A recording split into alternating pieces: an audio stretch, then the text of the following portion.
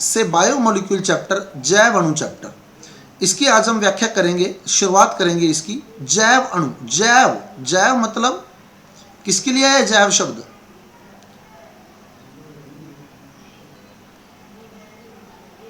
जैव शब्द आया यहाँ जीवों के लिए, चाहे वो जीव पादप हों, चाहे वो जीव जंतु हों। अणु, अणु, अणु अणु को ही बताता है, तो जैव शब्द यहाँ जीवों के लिए यूज हुआ है और अणु अणु को ही बताता है, यानी जीवों में पाए जाने वाले अणु जैव अणु कहलाते हैं। जीवों के शरीर में जो अणु पाए जाते हैं उन अणुओं को हम लोग जैव अणु कहते हैं। इनमें जो मुख्य मुख्य अणु आने हैं जो हमने पढ़ने हैं, सबसे पहले आना है कार्बोहाइड्रेट, कार्बोहाइड्रेट। दूसरा आ जाएगा प्रोटीन, प्रोटीन। तीसरा आ जाएगा इसमें न्यूक्लिक अम्ल। कितने प्रकार के होते हैं न्यूक्लिक अम्ल? 10th लेवल तक भी पढ़ा होगा आप लोगों ने। न्यूक्लिक अम्ल कौन कौन से होते हैं?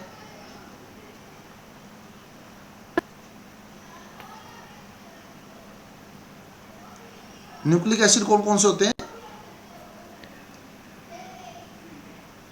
डीएनए और आरएनए, दो प्रकार के होते हैं न्यूक्लिक अम्ल, डीएनए और आरएनए। चौथा आ जाएगा इसमें एंजाइम, एंजाइम। और पांचवा इसमें आ जाएगा विटामिन, विटामिन। तो ये 5 पार्ट हमारे इस चैप्टर के अंदर दिए गए, कार्बोहाइड्रेट, प्रोटीन, न्यूक्लिक अम्ल जिसमें डीएनए और आरएनए आ जाएंगे, एंजाइम और विटामिन, जिसमें से आज हम शुरुआत कर रहे हैं कार्बोहाइड्रेट की। पहला भाग हम इसका उठा रहे हैं, कार्बोहाइड्रेट, कार्बोहाइड्रेट, कार्बोहाइड्रेट।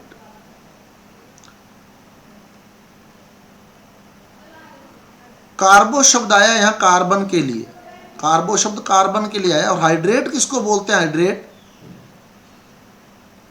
हाइड्रेट किसको बोला जाता है? किसी को पता है हाइड्रेट क्या होता है?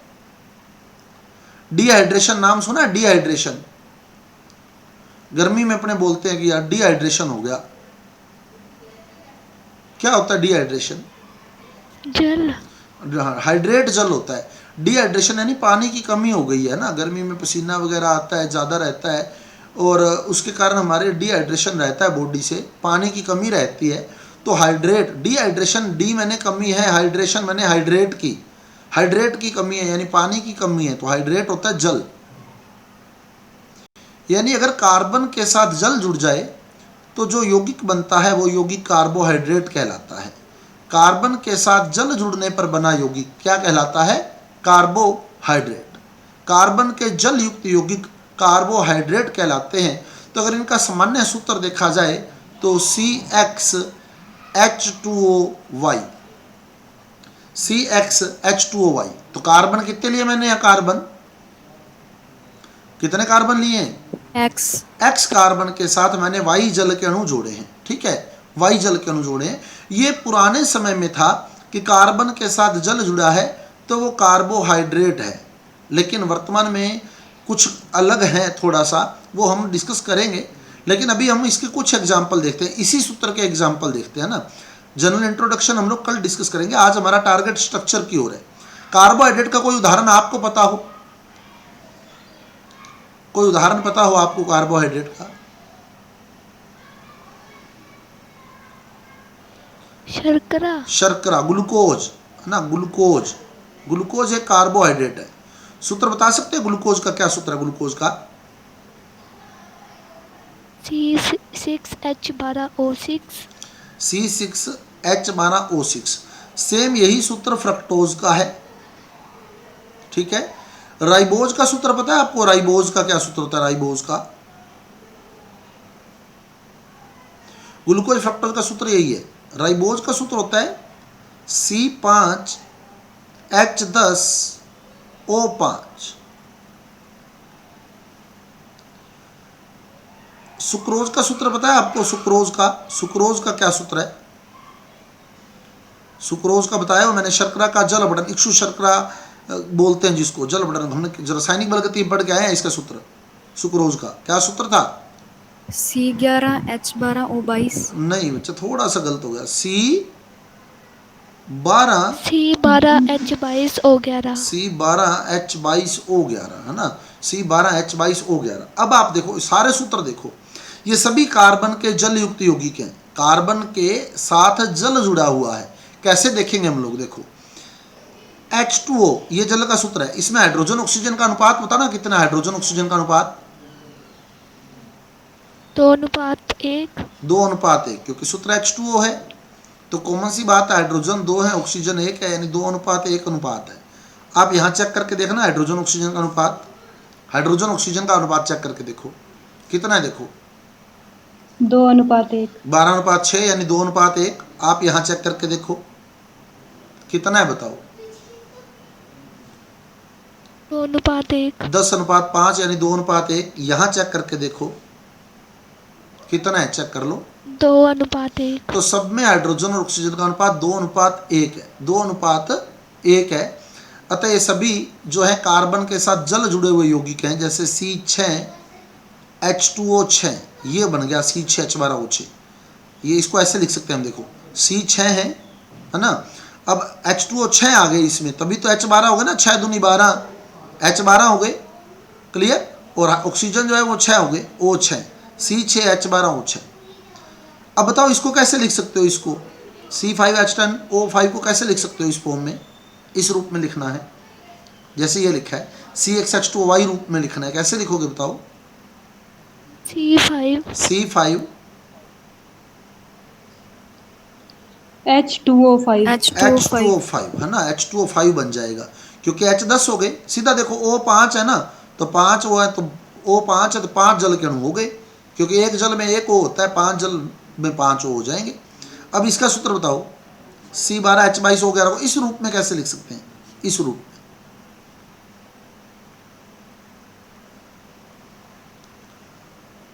C12H2O11 यानी कार्बन के साथ जो है वो हमने जल जोड़ दिया है, तो ये यौगिक जो है कार्बोहाइड्रेट है, ठीक है। कार्बोहाइड्रेट पुराना नाम था कार्बोहाइड्रेट, कार्बन के हाइड्रेट युक्त यौगिक यानी कार्बन के जल युक्त यौगिक, सूत्र आपके सामने पड़े।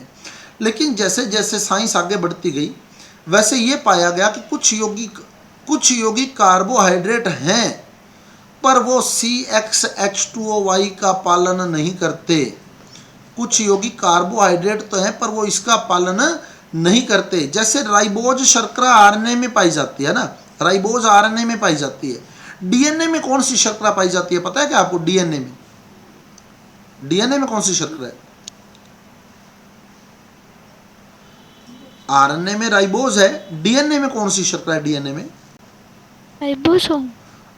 राइबोसोम तो बेटे कण होते हैं, शर्करा है डीऑक्सीराइबोज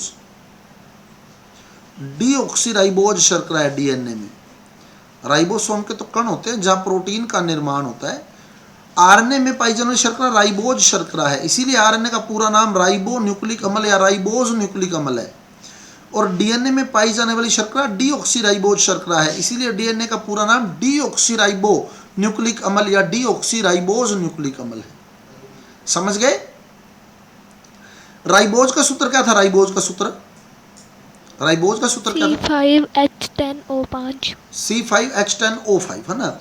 लेकिन जो डीऑक्सीराइबोज का सूत्र है, डीऑक्सीराइबोज का मतलब क्या है, राइबोज शर्करा में से डी मैंने कमी हो गई है, ऑक्सी मैंने ऑक्सीजन की, तो राइबोज शर्करा में ऑक्सीजन की कमी हो गई है तो बन गया डीऑक्सीराइबोज नाम, डीऑक्सीराइबोज, डी मैंने निकलना, ऑक्सी मैंने ऑक्सीजन, राइबोज शर्करा में से, तो राइबोज का सूत्र क्या था C5H10O5। अगर आप इसमें से ऑक्सीजन निकाल दें तो सूत्र क्या बनेगा बताओ, C5H10।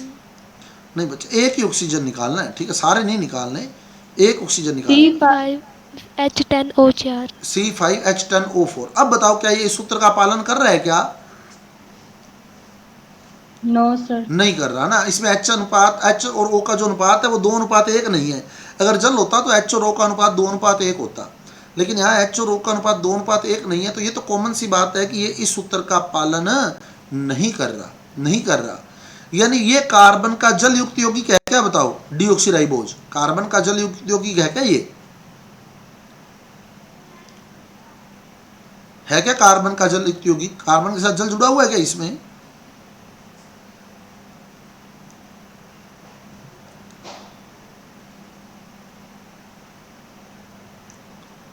देख लें, हाइड्रोजन ऑक्सीजन का अनुपात 2:1 है क्या? नहीं है सर। नहीं है ना, तो मतलब फिर कार्बन के साथ जल जुड़ा हुआ नहीं हो सकता, कार्बन के साथ जल जुड़ा हुआ नहीं है यहाँ, फिर भी इसका नाम कार्बोहाइड्रेट है। तो बताओ क्या ये परिभाषा सही है क्या कार्बोहाइड्रेट की, कार्बन के जल युक्त यौगिक सही है क्या, कार्बोहाइड्रेट को कार्बन के जल युक्त यौगिक कहना सही है क्या? No sir. नहीं, सही नहीं है ना, कार्बोहाइड्रेट को कार्बन के जल युक्त यौगिक अगर कहें तो फिर ये कार्बोहाइड्रेट नहीं होना चाहिए, पर ये कार्बोहाइड्रेट है। ऐसे खूब सारे एग्जाम्पल मैं कल आपको दूंगा, कल के टॉपिक में है ना, जनरल इंट्रोडक्शन पढ़ेंगे उसमें हम लोग, लेकिन आज मैंने एक ही एग्जाम्पल उठाया है। तो C5H10O4 इसका सूत्र जो है वो CxH2O का पालन नहीं कर रहा, यानी ये कार्बन का जल युक्त यौगिक नहीं है, कार्बन का जल युक्त यौगिक नहीं है, अतः इसको कार्बोहाइड्रेट नहीं कहना चाहिए। क्यों नहीं कहना चाहिए? क्योंकि कार्बोहाइड्रेट में कार्बो का मतलब क्या है, कार्बो का मतलब कार्बो यानी कार्बन, और हाइड्रेट यानी जल, कार्बन के साथ जल जुड़ा हो तभी कार्बोहाइड्रेट है, ठीक है। लेकिन इसमें कार्बन के साथ जल जुड़ा हुआ नहीं है, तो कार्बोहाइड्रेट की सही परिभाषा ये नहीं है कि वो कार्बन के जल युक्त यौगिक है। सही परिभाषा पर हम लोग कल पहुंचेंगे, आज हम फार्मूले डिस्कस करेंगे। वो फार्मूले अगर आपके समझ आ जाते हैं पूरे, तो मैं कल सही परिभाषा आपके सामने फार्मूलों के अकॉर्डिंग रख दूंगा, ठीक है। लेकिन फिर भी हम लोग आज भी इसे क्या कहते हैं, कार्बोहाइड्रेट। सही में तो कार्बोहाइड्रेट गलत है इसको कहना, इसको कार्बोहाइड्रेट नहीं कहना चाहिए, लेकिन फिर भी इसका प्रचलित नाम जो इसे जाना जाता है वो कार्बोहाइड्रेट के नाम से जाना जाता है। क्यों? क्योंकि हमारे इंडिया में एक परंपरा है। क्या परंपरा है? भारत में कोई बच्चा जन्म लेता है, मान लड़का जन्म ले जाए, तो क्या कहते हैं बताओ घर पे? यही कहते हैं ना, काकू है, कहते हैं नहीं कहते बताओ? Yes sir. है ना। और लड़की हो जाती है गुड्डू हुई है, सही है, लड़की हो जाती है गुड्डू हुई है, और लड़का हो जाता है काकू है। अब 6, 7वें 11वें दिन 12वें दिन अपने पंडित बुला के बिठाते हैं पंडित को, और सही नामकरण करवा देते हैं उसका।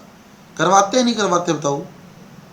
Yes sir. करवा देते हैं सर। करवा देते हैं अपने। अब पंडित ने मान लो उसका नाम रख दिया, मान लो कोई भी XYZ उसका नाम रख गया, सही नाम रख गया उसका, योगेश मान लेते हैं अपने, जैसे योगेश नाम रख गया, फिर भी घर वाले उसको लाड के नाम से काकू ही बुलाते हैं, नहीं बुलाते क्या बताओ?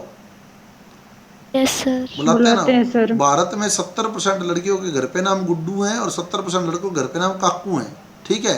ऐसे ही जिस दिन कार्बोहाइड्रेट का जन्म हुआ था ना, कार्बोहाइड्रेट का जन्म हुआ था उस दिन, जैसे ग्लूकोज का सूत्र पता लगा, फ्रक्टोज का सूत्र पता लगा, राइबोज का सूत्र पता लगा, तो ये देखा गया कि कार्बन के साथ जल जुड़ा हुआ है।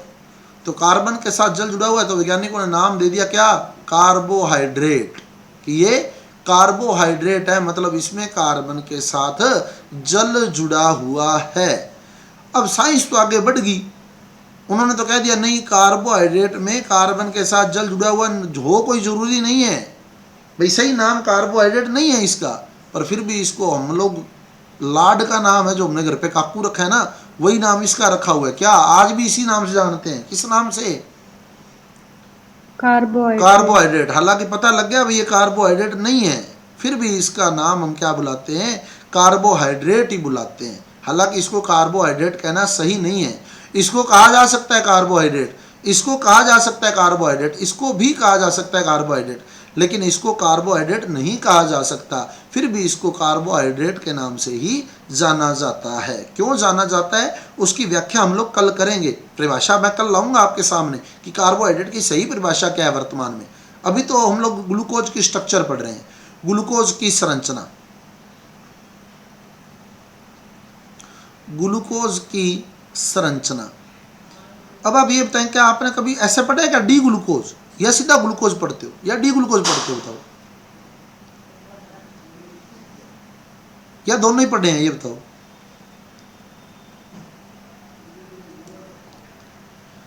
डी ग्लूकोज सुना या नहीं सुना ये बताओ? चलो, नो सर। नहीं सुना। जो ग्रीन कलर का अपने कहते हैं मेडिकल की, सुना है ना, मेडिकल की दुकान से मिलता है अपने ग्लूकोज का डिब्बा मिलता है, उस पर आप देखना लिखा होगा डी ग्लूकोज, उस पर देखना आप लोग डी ग्लूकोज लिखा होगा। आज आपको सारी पिक्चर क्लियर करने वाला हूं मैं, क्यों डी कहा जाता है उसको। ग्लूकोज का सूत्र बताओ पहले, चलो मेरे को वापस बताओ ग्लूकोज का सूत्र। संरचना बनानी है हमने इसकी ना, C6H12O6।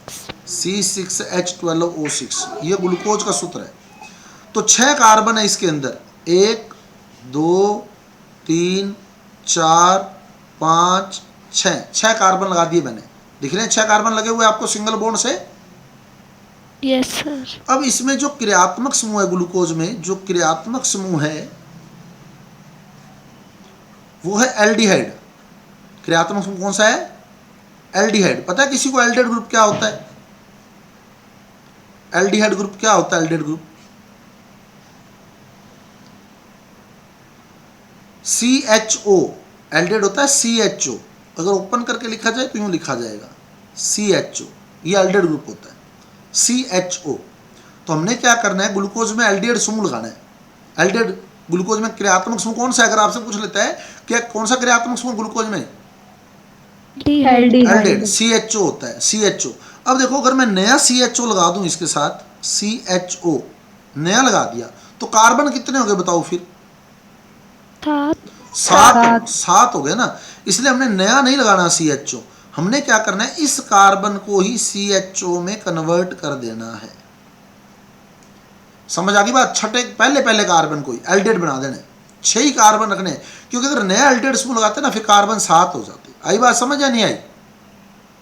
यस सर आ गई। अब हर कार्बन के साथ एक एक OH लगाना है। इसके तो 4 बंद पूरे हो गए, देखो इस कार्बन ने तो 4 बंद पूरे बना लिए, 2 बंद इस साइड है इसके, एक बंद ये होगा 3 और एक बंद नीचे 4, इसके तो 4 पूरे हो गए। क्लियर? इसके साथ तो OH नहीं जुड़ेगा, बाकी हर कार्बन के साथ OH जुड़ेगा। और शर्त है कि तीसरे कार्बन का OH लेफ्ट साइड में लगाना है। तीसरे कार्बन का OH किधर लगाना है? लेफ्ट साइड में। तो हमने हर कार्बन के साथ OH लगा दिया, लेकिन शर्त क्या रखनी है? शर्त क्या रखी? तीसरे कार्बन की पर दूसरी साइड लगाना है OH। लेफ्ट साइड, ठीक है, लेफ्ट साइड लगाना है, लेफ्ट साइड ही बोलोगे। तीसरे कार्बन का OH लेफ्ट साइड लगाना है। अब कार्बन कितने बॉन्ड बनाता है बताओ? कार्बन 4। अब सेकंड कार्बन ने, देखो इस कार्बन ने कितने बना रखे हैं बताओ? 3। तो इसके साथ एक H लगेगा। ऐसे इसने भी 3 बना रखे, तो इसके साथ भी एक H लग जाएगा, 4 पूरे हो जाएंगे।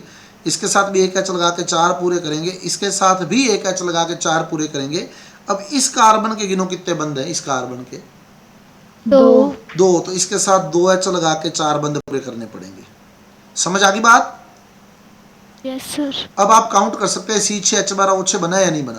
कार्बन तो 6 है ही, क्योंकि हमने शुरुआत में कार्बन 6 ही उठाए थे, है ना। H काउंट करो 12 है या नहीं है? देखो 1 2 3 4 5 6 7 8 9 10 और 2 12 हो गए पूरे H।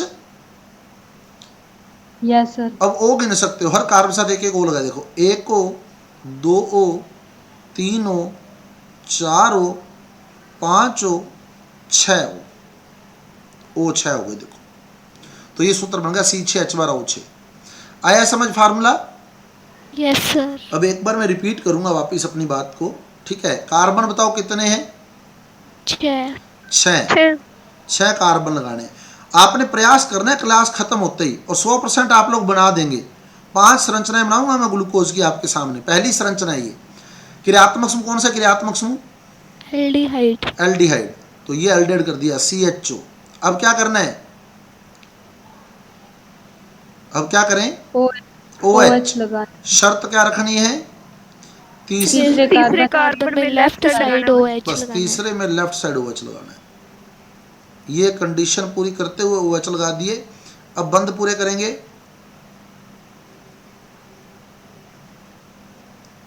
ये बंद पूरे कर दिए हमने, ये बन गया ग्लूकोज। इसको डी ग्लूकोज क्यों बोला जाता है वो देखो। सेकंड लास्ट कार्बन देख रहे हैं आप लोग? सेकंड लास्ट कार्बन ये वाला। Yes sir. इस कार्बन का OH देखा जाता है, OH, ठीक है। OH किस साइड है इसका बताओ? दाईं ओर है या बाईं ओर है? दाईं ओर। दाईं ओर, दाईं ओर है। ये डी दाईं ओर के लिए लगता है, ठीक है। डी, बड़ा डी और बड़ा एल, छोटा डी और छोटा एल भी पढ़ेंगे हम लोग, लेकिन अभी बड़े डी और बड़े एल की बात करें हम लोग, तो डी का मतलब होता है कि ओ एच दाईं ओर है, डी फॉर दायां, रह जाएगा याद। Yes sir. कौन से का? सेकंड लास्ट वाले कार्बन का देखना है बस, ठीक है। सेकंड लास्ट कार्बन का OH दाईं ओर है। अगर दाईं ओर ना याद रहे तो यूं याद रख लेना, L का मतलब OH किस साइड है, D का मतलब OH दाईं ओर है, तो L यानी OH किस साइड होगा? बाईं ओर। Left side. हाँ, लेफ्ट Left साइड। side। अंग्रेजी में याद रख लेना ना, L फॉर लेफ्ट। हिंदी में याद रखो तो D फॉर दायां, तो L अपने आप बायां हो जाएगा। और हिंदी में ना सेटिंग बैठे तो अंग्रेजी में याद कर लो कि L फॉर लेफ्ट, तो D अपने आप राइट हो जाएगा। समझ आ गई बात? ठीक है। तो बड़ा डी और बड़ा एल। तो अब ग्लूकोज में जो सेकंड लास्ट कार्बन है उसका OH किस साइड है? सेकंड लास्ट कार्बन का OH राइट साइड या left side? Right side. Right side, इसलिए इसको डी ग्लूकोज के नाम से जाना जाता है। यह डी ग्लूकोज है। क्लियर? अब आप देखिए, क्या ग्लूकोज की संरचना में कोई वलय दिख रही है क्या आपको? इस संरचना में कोई रिंग बनी हुई है? कोई वलय है इसमें? No sir. No sir. नहीं है। तो No, ये sir. बिल्कुल इसमें कोई वलय नहीं है। तो ये ग्लूकोज की अचक्रीय संरचना है, अचक्रीय, जिसको हम लोग विवृत्त संरचना भी कहते हैं। पेपर में इसी नाम से आती है, अचक्रीय नाम से आएगी या विवृत्त नाम से आएगी। विवृत्त यानी क्या मतलब है विवृत्त का? चक्रीय संरचना। हाँ, विवृत्त यानी बिना वृत्त का, बिना वृत्त का। विवृत्त यानी बिना वृत्त का। तो वृत्त कैसा होता है? वृत्त गोल। वृत्त गोल होता है, यानी चक्रीय। वृत्त कैसा होता है? चक्रीय। और बिना वृत्त का क्या होगा? बिना वृत्त का जो वृत्त नहीं है, वृत्त है मतलब चक्रीय। एक तो बोलते हैं संवृत्त, संवृत्त, और एक होती है विवृत्त। संवृत्त यानी वृत्त सहित, तो वृत्त सहित होगी तो मतलब चक्रीय होगी। और विवृत्त यानी बिना वृत्त के, तो यानी कैसी होगी? अचक्रीय होगी। अचक्रीय। तो अचक्रीय संरचना या विवृत्त संरचना बन गई ग्लूकोज की। क्लियर? संरचना समझ आ गई है? Yes sir. अब बनानी है इसकी चक्रीय संरचना। अब इसकी चक्रीय संरचना तैयार करनी है हमने। चक्रीय संरचना तैयार करने के लिए आप लोग दो बातें ध्यान रखेंगे, दो बातें ध्यान रखेंगे। कौन कौन सी? एक तो इसमें जो डबल बॉन्ड दिख रहा है आपको, दिख रहा है कोई डबल बॉन्ड? ग्लूकोज की संरचना देखो, कहीं डबल बॉन्ड दिख रहा है?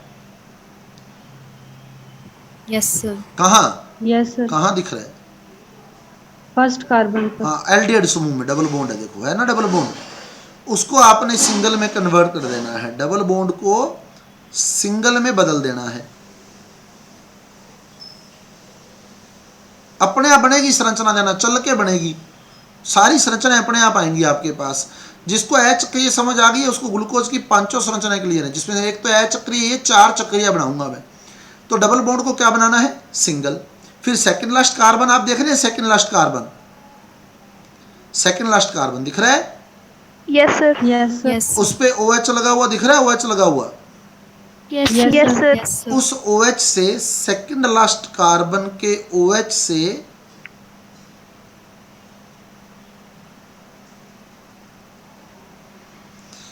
H निकालना है। OH वाला H निकाल देना है, ठीक है। OH वाला H निकाल देना, यानी ये जो OH है ना, इसमें से H हटा देंगे हम लोग, ठीक है। तो चक्रीय संरचना आपके सामने आ जाएगी। तो दो बातें ध्यान रखनी है, क्या करना है? एक तो डबल बॉन्ड को सिंगल। सिंगल, और एक जो सेकंड लास्ट कार्बन का OH है उससे क्या करोगे? एच H निकालना है। H निकालना है। अब देखते हैं अपने क्या होता है। अब वापस मैं एक बार H चक्रीय बना रहा हूँ, तो मैं क्विकली बनाऊंगा, ठीक है ना। आपने भी ऐसे ही प्रैक्टिस करनी है कि एकदम फास्ट स्पीड से आपका काम जो है वो चले। एल्डिहाइड ग्रुप हो गया, ये OH आ गया, इधर H आ जाएगा, थर्ड कार्बन का OH लेफ्ट में आ जाएगा, इधर H आ जाएगा। अब बाकी सारे OH राइट में लगाओगे, ठीक है। तो ये आप इस तरह से ग्लूकोज की जो संरचना है अचक्रीय संरचना बना दी हमने। क्लियर? ये अचक्रीय। अब इसकी चक्रीय संरचना बनानी है, कैसे बनाओगे बताओ? वापिस क्या करोगे? पहला स्टेप, डबल बॉन्ड को सिंगल में। चलो अब अपना डबल को सिंगल कर दिया, देखो ऊपर कर दिया सिंगल। डबल को जब मैंने सिंगल किया तो बताओ किस किस का बॉन्ड खाली हो गया? बताओ, कार्बन का और ऑक्सीजन का। कार्बन का और ऑक्सीजन का, क्योंकि डबल बॉन्ड बना इन दोनों के बीच हुआ था ना, एक बॉन्ड कार्बन का था एक ऑक्सीजन का था, मैंने इसको तोड़ दिया तो यानी कार्बन का मैंने एक बॉन्ड फ्री कर दिया और ऑक्सीजन का भी मैंने एक बॉन्ड फ्री कर दिया। समझ गए? Yes sir. जब डबल बॉन्ड तोड़ा तो दोनों का एक एक बॉन्ड फ्री होगा जिनके बीच डबल बॉन्ड था। अब क्या करना है अगली बात, सेकंड लास्ट के OH से H निकाल देंगे। निकाल दिया, OH से H निकाल दिया, तो जब OH से H निकाला तो O का बंद खाली हो गया, कॉमन सी बात Yes, है, sir. H चला गया तो O का बंद खाली हो गया। अब उस H को ऊपर जोड़ना है, उस H को जहाँ अपने निकाला ना उसको ऊपर जोड़ो जहाँ बंद खाली है। अब बताओ H किसके साथ जुड़ेगा, C के साथ या O के साथ? कार्बन के सी साथ। के साथ। O के साथ, क्योंकि O माइनस होता है और H प्लस होता है ना, माइनस तो O है ना दोनों में से, C और O में से माइनस कौन है? O है। तो कॉमन सी बात है, यहाँ वाले O से H निकाल के ना यहाँ वाले O से जोड़ देना है। समझ गए बात? Yes sir. तो हमने सेकंड लास्ट कार्बन के OH से H निकाला और वो H ऊपर वाले एल्डिहाइड वाले O के साथ जोड़ दिया। क्लियर? Yes sir. अब Yes, sir. अब आप देख रहे हैं कि आपको C का एक बॉन्ड खाली दिख रहा है, दिख रहा है खाली C का एक बॉन्ड, यस सर। और O का भी आपको एक बॉन्ड खाली दिख रहा है, दिख रहा है? तो Yes, ये C और O वाला बॉन्ड आप आपस में जोड़ देंगे। ये लो, ये बन गई ग्लूकोज की चक्रीय संरचना। अब देखो वल्ले दिख रही है नहीं दिख रही, बताओ इसमें रिंग दिख रही है या नहीं दिख रही? मैं दिखाता हूं, देखो आप, ये कार्बन, सिंगल बॉन्ड कार्बन, फिर सिंगल बॉन्ड कार्बन, फिर सिंगल बॉन्ड कार्बन, फिर सिंगल बॉन्ड कार्बन, फिर सिंगल बॉन्ड ऑक्सीजन, फिर ये घूम के वापिस ऊपर वाले कार्बन से ही जुड़ गया। तो बताओ वल्ले बनी या नहीं बनी, बताओ ये वाली यस सर। अब दिख रही है वल्ले, रेड कलर की बिल्कुल स्पष्ट दिख रही है वल्ले या नहीं दिख रही, बताओ? दिख रही है सर। ये बन गई ग्लूकोज की चक्रीय संरचना, ग्लूकोज की चक्रीय संरचना। अब ग्लूकोज की चक्रीय संरचना दो प्रकार की होती है, एक अल्फा और एक बीटा, एक अल्फा और एक बीटा। एक तो होती है अल्फा डी ग्लूकोज और एक होता है बीटा डी ग्लूकोज। दो तरह की संरचनाएं हम लोग देखते हैं, एक अल्फा डी ग्लूकोज और एक beta D glucose. Alpha D glucose कब बोलेंगे वो देखें आप, जहां एल्डिहाइड समूह था, कहां था एल्डिहाइड समूह बताएं? First carbon. फर्स्ट कार्बन पे है ना, उसका जो ऑक्सीजन था वो अब OH में बदल चुका है, देख सकते हैं आप, उसका जो ऑक्सीजन था वो OH बदल चुका है OH में। सही है? यहाँ डबल बॉन्ड O था, अब वो डबल बॉन्ड O नहीं रहा, वो OH बन चुका है ना, OH बन चुका है। ये OH किस साइड है बताओ, राइट या लेफ्ट? ये जो OH बना है एल्डिहाइड वाला OH, राइट। तो जब एल्डिहाइड वाला OH या कीटोन वाला OH, कीटोन समूह फ्रक्टोज में होता है ना, एल्डिहाइड या कीटोन वाला OH, वो कल बात करेंगे हम फ्रक्टोज की। एल्डिहाइड या कीटोन वाला OH जब राइट साइड में होता है तो उसको अल्फा रूप कहा जाता है, यानी ये अल्फा डी ग्लूकोज है। कैसे पता लगेगा? जो एल्डिहाइड वाला OH है ना, वो किस साइड है एल्डिहाइड वाला OH? राइट साइड में। तो ये आपने देखना है, ये राइट साइड है तो अल्फा और लेफ्ट साइड है तो बीटा। अब याद रखना तरीका देखो, B फॉर बायां और B फॉर बीटा, याद रह जाएगा आराम से, बीटा यानी बायां, B बायां B बीटा। तो OH बाईं ओर होना चाहिए। कौन सा OH? जहां पहले एल्डिहाइड या कीटोन समूह था, एल्डिहाइड या कीटोन समूह था, उसमें जो OH बना है वो बाईं ओर होना चाहिए, तो बीटा होगा, दाईं ओर है तो अल्फा होगा। क्लियर? समझ गए? Yes sir. अब एक बार वापिस हम हमारी बात को दोहराएंगे क्योंकि स्ट्रक्चर आपको क्लियर होनी जरूरी है। दो संरचनाएं आप समझ गए ना, ग्लूकोज और फ्रक्टोज की, तो आप समझना कार्बोहाइड्रेट चैप्टर ही समझ गए, कार्बोहाइड्रेट पूरा चैप्टर कवर हो जाएगा आपका। तो मेरा टारगेट यही है कि आपको ग्लूकोज की संरचना एकदम माइंड में फिट हो जाए, भाई ये ग्लूकोज है, और रटना नहीं है। अपने क्या HOH रटते रहते हैं बैठे, और ये नहीं याद रहेगा कि OH किधर जाएगा और H किधर जाएगा, रट नहीं सकते। सोच के चलोगे भाई एल्डिहाइड समूह लगाना है, फिर हर कार्बन के साथ OH लगाना है, तीसरे कार्बन का OH लेफ्ट साइड में रखना है, बंद पूरे करने के लिए HH लगा देना है, तो ये ग्लूकोज की अचक्रीय संरचना बन जाएगी।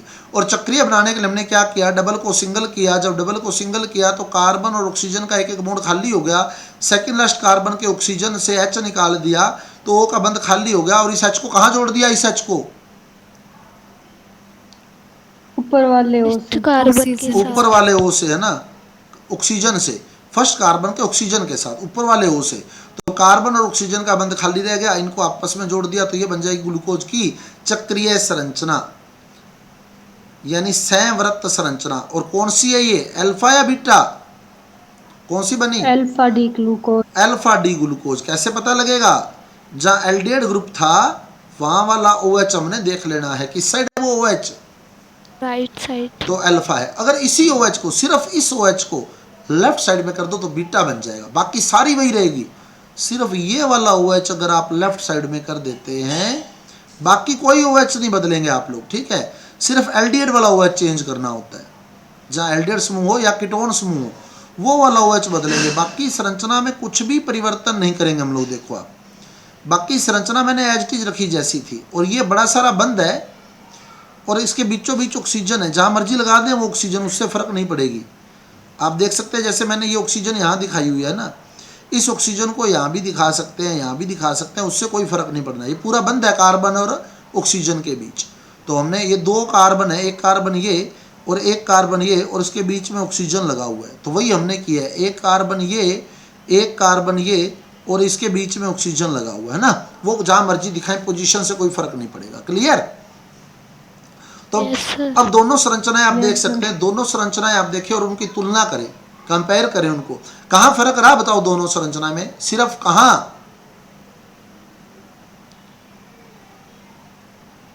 कहां फर्क रहा बताओ दोनों में। OH लेफ्ट में और दूसरे में राइट। कौन सा OH, एल्डिहाइड, जहां पहले एल्डिहाइड समूह था ना, वहां जो OH बना वो उसका फर्क है, सिर्फ उसके विन्यास का, यानी एल्डिहाइड वाले कार्बन के विन्यास का फर्क है, सिर्फ इसी कार्बन के विन्यास में फर्क है, बाकी सब सेम है। तो ये कौन सी संरचना बन गई अब, चक्रीय, बीटा डी ग्लूकोज। है तो चक्रीय है, लेकिन है कौन सी, बीटा डी ग्लूकोज। और ये बने हैं ग्लूकोज के फिशर प्रक्षेप सूत्र, फिशर प्रक्षेप सूत्र। पेपर में ऐसे पूछता है अल्फा डी ग्लूकोज का फिशर प्रक्षेप सूत्र बनाइए। तो अगर आपको अचक्रीय संरचना आती है तो बड़े आराम से बना सकते हैं, अदरवाइज इसको कोई रट के नहीं जा सकता। कोई कहे मैं इसको रट के चला जाऊंगा तो रट नहीं सकता इसको कोई, बहुत सारी संरचनाएं बननी है ऐसी। हम लोग ऐसी आप देखें 5, 5, 10, 5, 15, 15 और 6, 21, 21 और 3, 24 संरचनाएं हम लोग ऐसी निकाल देंगे। 24 स्ट्रक्चर ऐसी बननी है टोटल हमारे इस चैप्टर में, ठीक है ना। तो रट के नहीं जा सकता कोई इसको, कोई कहे मैं रट दूंगा इसको, HOH याद कर दूंगा, नहीं रट सकता। आप अचक्रीय बनानी सीख गए, उससे चक्रीय बनानी आनी चाहिए। कैसे बनाई उससे चक्रीय, बताओ, रिपीट करो अपनी बात को। चक्रीय कैसे बनाई थी, क्या किया हमने, डबल बॉन्ड को सिंगल बॉन्ड में कर दिया, बिल्कुल कर दिया। सेकंड लास्ट कार्बन के OH से OH निकाल दिया। क्या निकाल दिया, OH से H निकाल दिया, H निकाल दिया, और उस H को कहाँ जोड़ दिया,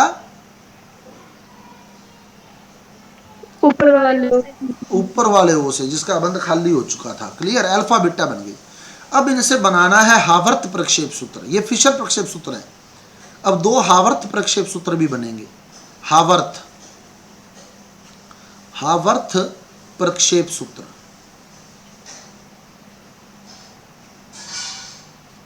हावर्त प्रक्षेप सूत्र, हावर्त प्रक्षेप सूत्र कैसे बनाते हैं वो देखिए आप मेरे को ये बताएं। जनरली जब हम बोलते हैं, जनरली बात करते हैं, right left right left right left बोलते हो या left right left right left right बोलते हो, लेफ्ट राइट। कोई अपवाद नहीं मिलेगा आपको पूरी दुनिया में जो राइट लेफ्ट बोलता हो ना, अपने यही बोलते हैं left right left right left right, left right left right left right. अब आप ये बताएं, down up down up down up बोलते हैं या up down up down up down बोलते हैं, up down up down up down. इसका भी कोई अपवाद आपको नहीं मिलने वाला है। कोई आप में से ऐसा नहीं हो सकता जो कि नहीं सर मैं तो डाउन अप बोलता हूँ, तो सब अप डाउन बोलते हैं। और कोई राइट लेफ्ट नहीं बोलता, सब लेफ्ट राइट बोलते हैं, लेफ्ट राइट अप डाउन, ठीक है। अब आप देखें मैं क्यों बता रहा हूँ ऐसा, क्या मैं इसको जोड़ूंगा। ये जो फिशर प्रक्षेप सूत्र है ना, फिशर प्रक्षेप सूत्र, इसका कार्बन पर विचार करें, इसके कार्बन पर, ये कार्बन है जैसे HOH, देखो इसके किस साइड लगे, लेफ्ट राइट लगे या नहीं लगे बताओ, लेफ्ट राइट HOH देखो लगे ना, लेफ्ट साइड राइट साइड में लगे। और जो हावर्त प्रक्षेप सूत्र होता है ना, उसमें ऊपर नीचे लगते हैं, ये ऊपर नीचे लगते हैं। हावर्त प्रक्षेप सूत्र कैसे बनाते हैं वो देखिए। इसकी वलय देखें आप, वलय वलय पर विचार करें। इसमें जो वलय बनी है, चक्रीय संरचना जो बनी है, चक्रीय संरचना में जो वलय बनी हुई है, उस वलय में कुल सदस्य गिने, कितने सदस्य दिख रहे हैं आपको उस वलय में? उस वलय में सदस्य गिने।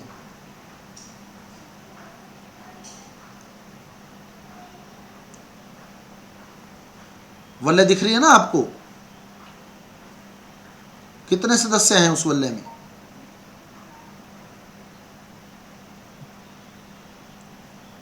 6, बिल्कुल 6 सदस्य हैं। कौन कौन से बताओ? 5 कार्बन और 1 ऑक्सीजन। बहुत बढ़िया, 5 तो कार्बन है। देखो ये वलय आपके पास, ये वाली वलय देखो, ये रिंग है, ये वाली, यही है ना वलय। इसमें कार्बन देखो, 5 तो कार्बन है। देखो, एक कार्बन, दूसरा कार्बन, तीसरा कार्बन, चौथा कार्बन, पांचवा कार्बन और 1 ऑक्सीजन है। दिख गए 6 सदस्य है।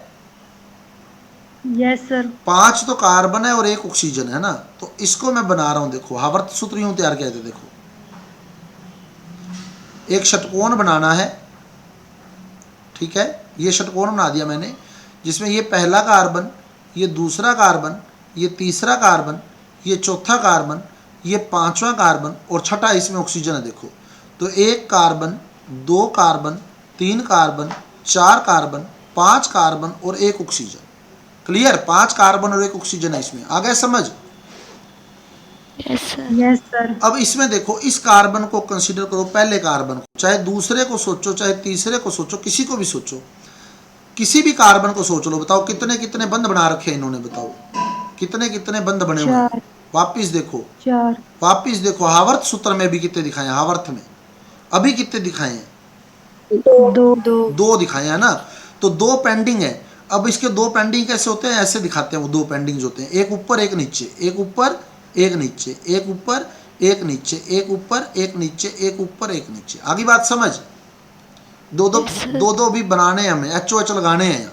तो फिशर प्रक्षेप सूत्र में जो बंद लेफ्ट राइट में लगाए जाते हैं, हावर्त प्रक्षेप सूत्र में वो बंद कहाँ लगाए जाते हैं? ऊपर नीचे। ठीक है।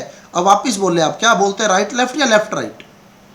लेफ्ट राइट है ना, लेफ्ट राइट बोलते हैं हम लोग, लेफ्ट राइट, लेफ्ट राइट। ये फिशर प्रक्षेप सूत्र को फॉलो करेगा। और क्या बोलते हैं, डाउन अप या up down? Up down. Up down. ये हावर्त प्रक्षेप सूत्र बनेगा। कैसे बनाएंगे? लेफ्ट वाला अप कर दो और राइट वाला डाउन कर दो।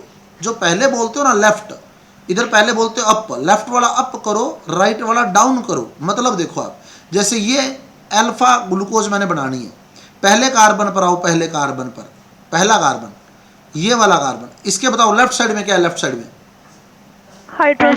हाइड्रोजन। तो लेफ्ट वाला अप कर दो और राइट वाला डाउन कर दो। तो इसके लेफ्ट साइड में हाइड्रोजन था, अप कर दिया, राइट साइड में OH था, डाउन कर दिया। समझ आई बात? Yes sir. बहुत इजी है। देखो लेफ्ट वाला अप, राइट वाला डाउन। और कभी भूल भी जाओ जिंदगी में तो तुम्हारे को मैंने तरीका ऐसा बताया है, आप बोल के देख लो। राइट लेफ्ट कोई नहीं बोलता, सारे लेफ्ट राइट बोलते हैं, अप डाउन बोलते हैं। तो लेफ्ट राइट अप डाउन बोल के देख लो, अपने आप पता लग जाएगा लेफ्ट वाला अप और राइट वाला डाउन। क्लियर? Yes sir. अब अगला चलो, दूसरे कार्बन पे आओ। दूसरे कार्बन पे बताओ लेफ्ट साइड में क्या है? लेफ्ट साइड में हाइड्रोजन। तो लेफ्ट वाला किधर लगाएंगे? लेफ्ट वाला ऊपर। ऊपर। राइट साइड में क्या है? राइट साइड में दूसरे कार्बन पर OH नीचे। तीसरे कार्बन पे आओ, तीसरे कार्बन पे लेफ्ट वाला क्या है? OH ऊपर, H नीचे। चौथे पे आओ, चौथे पे H ऊपर OH नीचे। पांचवे पे आओ, पांचवे पे ऊपर O नीचे। O तो आग लगा हुआ, ये वाला O तो वल्ले वाला है। देखो आप, ये वाला O तो वल्ले में गया है ना, गया ना ये वल्ले में। तो इधर लेफ्ट, इस कार्बन पे जब आप पहुंचोगे ना, इस लास्ट वल्ले वाले लास्ट कार्बन पे, तो लेफ्ट राइट वाला रूल फॉलो नहीं होगा वहाँ। तो आपने क्या करना है, जो बड़ा समूह है वो ऊपर कर देना है। लास्ट कार्बन पे हमेशा ध्यान रखना, जो बड़ा ग्रुप है वो ऊपर कर दो, छोटा ग्रुप नीचे कर दो। तो इस कार्बन के साथ 2 ग्रुप जुड़े हैं, एक H और एक CH2OH। तो बड़ा ग्रुप कौन सा है? CH2OH। वो ऊपर करो, H नीचे करो। ये अल्फा डी ग्लूकोज का हावर्त सूत्र आ गया आपके पास। समझ आया कैसे बनाया है? Yes sir. कुछ भी नहीं करना, आप वल्ले के सदस्य गिनो, लेफ्ट वाला अप करो, राइट वाला डाउन करो, अपने आप बन जाएगा आपका। और लास्ट कार्बन पे जब आप पहुंचोगे तो बड़े वाला ऊपर और छोटे वाला नीचे कर देना, ठीक है। अब देखो बीटा डी ग्लूकोज भी सेम इसी तरीके से बनेगी। अब ये बीटा डी ग्लूकोज है, ये वाला बीटा डी ग्लूकोज है। अब इसको बना रहे हैं। वल्ले में तो वही 6 सदस्य हैं, 5 कार्बन और 1 ऑक्सीजन, ठीक है। अब लेफ्ट राइट और अप डाउन वाला काम करना है अपने को, लेफ्ट राइट और अप डाउन वाला। अब बताओ क्या करें, पहले कार्बन पे आओ, क्या करोगे बताओ? OH ऊपर H नीचे। बस OH ऊपर H नीचे, लेफ्ट वाला अप राइट वाला डाउन। दूसरे पे आओ, H ऊपर OH नीचे। तीसरे पे आओ, OH ऊपर H। बहुत आसान है। देखो लेफ्ट वाला अप राइट वाला डाउन, आप अपने आप बोल रहे हैं, ऐसी चलेगी सारी। आगे चलो चौथे पे, H ऊपर OH नीचे। और लास्ट में चलो CH2OH ऊपर H नीचे। CH ये लो, ये बन गया बीटा डी ग्लूकोज। आया समझ? यस। अब अल्फा और बीटा में क्या फर्क है? देखो अल्फा और बीटा में सिर्फ इस कार्बन के विन्यास का ही फर्क है, देखो पहले का ही, बस बाकी सारा सेम है। यही तो हमने वहां पढ़ा था, है ना। सिर्फ पहले कार्बन का फर्क होता है। पहले कार्बन में अल्फा में जो OH राइट साइड में होता है, बीटा में वो OH किस साइड चला जाता है? बीटा में वो OH लेफ्ट साइड में। लेफ्ट साइड में, और लेफ्ट वाला अप हो जाएगा, यानी बीटा वाला OH अप रहेगा, अल्फा वाला OH डाउन रहेगा, क्योंकि अल्फा वाला OH राइट साइड में था और बीटा वाला OH लेफ्ट साइड में था। तो आप देख सकते हैं अल्फा में जो OH डाउन है क्योंकि वो राइट साइड में था, और बीटा में वही OH अप है क्योंकि वो बीटा वाला किधर चला गया? बीटा वाला OH, बीटा में OH किस साइड गया? Left side. लेफ्ट साइड, और लेफ्ट वाला अप कर दिया हमने। बाकी आप किसी भी कार्बन को कंसीडर कर लो, जैसे आप दूसरे कार्बन को कंसीडर करके देखो, सेम टू सेम है, देखो आप, है ना, सेम टू सेम। तीसरे पर विचार करके देखो, सेम टू सेम है, देखो। चौथे पर देख लो भले, क्योंकि हमने और कोई चेंज नहीं किया, सेम है। पांचवें पर देख लो, दोनों में सेम है अल्फा बीटा में। तो सिर्फ फर्क कहाँ है? जहां एल्डिहाइड समूह लगा था वहां फर्क है, सिर्फ यहां इस पोजीशन पर। समझ आ गया? Yes sir. स्ट्रक्चर क्लियर है? दोनों स्ट्रक्चर अल्फा बीटा, और बहुत आसान है, देखो, है ना। तो एक बार आपने प्रैक्टिस जरूर करनी है। ये नहीं हो कि आप लोग प्रैक्टिस नहीं करें, आप प्रैक्टिस करें। आपको 100% एक स्ट्रक्चर आपके माइंड में फीड कर दूंगा, भाई ये स्ट्रक्चर है, और ये आप मिनट में बना देंगे उसके बाद।